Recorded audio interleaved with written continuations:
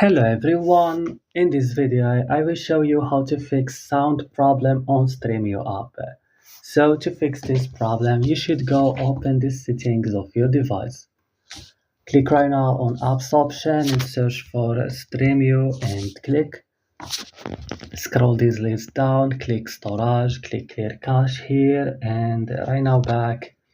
Click on force stop and click OK. And go to Play Store or App Store and update Stremio and here restart your device and that's it. Don't forget to support us by like and subscribe and see you in another tutorial.